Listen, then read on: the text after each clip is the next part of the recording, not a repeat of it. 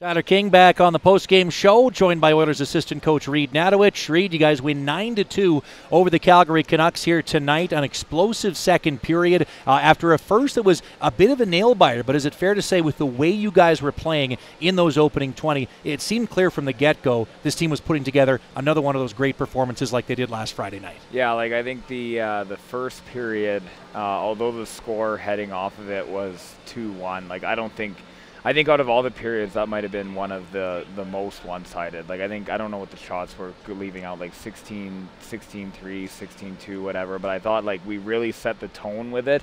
Obviously, I thought their goaltender was really dialed in the first, made some unbelievable saves. And then, when you wear a team down that heavy and, you were getting the opportunities like we were in the first, eventually they're going to start to pan out for us in that. So, I think all night took it to him quite nicely. And I think that first was probably the thing that set the tone for it all. Well, and the second was really interesting too, because you started on a power play, you get just one shot, and then it's pretty back and forth until we hit that first media timeout. You guys come out of that, and then you score 4 consecutive goals, and you don't look back. Did anything change there, or did you just start getting rewarded for what you were already doing well? No, I think it's just wearing teams down. So same type of idea. I thought some of the chances we had in that first period, even earlier in it, we didn't generate as much off of the power play, but we still have some good ones there. And then I think things just started clicking. It was continuous too, so line after line, we were motivated, energetic with it, and I think we were intense and just going. It didn't really let off the pedal for the remainder of the game there.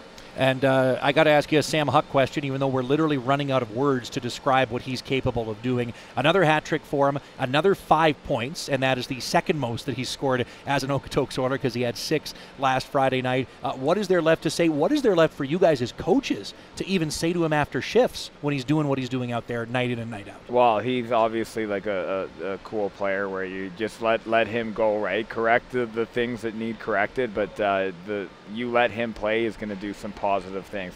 I think you look at his game tonight too, and it's obviously the points are one thing that you can sit and look at, the dynamic plays he's making is cool, but I don't the first penalty he ended up getting called for, but he's at net front, just greasing things out, gets thrown down by the goalie. So it's plays like that too, where it's not just the skilled stuff he's setting up, it's the hard-working, intangible things that I think is why he's so successful and will continue to be. Well, the tenacity of this team was on display in that third period as well, when Calgary, I think, really devolved quite a bit over the course of this one. Jagger Tapper gets jumped twice and stays in the game and scores the final goal of it, which is a very nice way to respond on the scoreboard. Brendan Hawker and Cade Dool both get jumped. Unfortunately, they get fighting penalties, but defend themselves as best as they possibly can. And what did you think of the way that your team really didn't get distracted when Calgary lost so much focus in the third period? You guys got the best revenge with a scoreline like that. Well, I think that's you're playing games like that, and they were obviously not impressed with what they were doing, and I think that's where they started to take it into things like that. But a guy like Tapper, they were heavy on all night from the start of it, and there's history there. Guys have played together, different things like that and stuff like that. But I thought super cool for Tapper with regards to just his professionalism and focus, where he's the one finishing out the game, scoring the goal, and they're the ones not. So even keel with his mindset, he had a lot of negative things thrown at him, a lot of intensity, a lot of heat, and I thought he just battled through it, handled himself well. I thought he was good on the power play. Really cool game from him. The stuff that was at him just motivated him, in my opinion. Got to ask you about Ryland Brown as well. Officially, he has 4 assists. We know he had at least 5. He didn't get one on the last goal. He may actually have 6, which might be an Okotoks Oiler record for points by a defenseman in a single game. And some of the assists that he had in this game tonight were the kind of puck-handling moves that we usually don't even expect of top-end forwards. What did you think of the way he pushed things offensively and how he's kind of grown as an Oiler this year, too? Same type of idea. What I liked about him, too, is he made those plays by picking good situations in which to do them as well. So it wasn't he's, out there just looking, I'm gonna mass produce my points, different things like that. I thought he was very mindful and situational, played some hard defensive plays when he needed to be, managed pucks positively, was super simple, moving things up.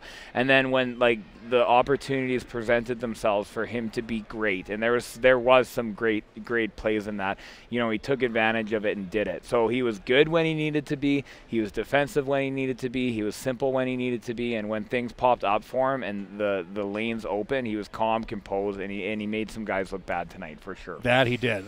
There's some equipment up in the rafters we might have to take down after this one. Final question for you. Big home weekend coming up. Friday night, Lloydminster, a team that, yes, you've beaten, but has that top line that always seems to generate, and they've been playing better hockey as of late. Drayton Valley, kind of an opposite story. Haven't been doing all that well, but you know they'll be hungry, especially with a lot of former Oilers in their lineup. Two big matches against former North Division foes. What are your expectations, and is there anything these guys need to change after some of these recent efforts have been some of the best we've seen from them all year? No, like I think obviously Lloyd, like we owe them a game, had them in their barn in the sense where it was heavy. They do have that line that is a line that can take games over for them, and we've seen it in the past. So just being mindful of that, motivated, energetic. But I think you know, you look at this game, you look at the Olds game and stuff like that, offensively good outputs. I thought we had some decent chances too with regards to Camrose. Like we put up a lot of shots and stuff. So we want to keep with that. Focus on the other team's score, making sure that's limited and as low as possible. And I think just keep with the pace that we're on right now. We had a little slump with regards to the Brooks game, but I think we're doing some cool things for sure. We most certainly are. We saw a lot of cool things here tonight. Reed, appreciate you popping up here as always. And here's looking forward to a big weekend. Congrats on the win. Thanks, King.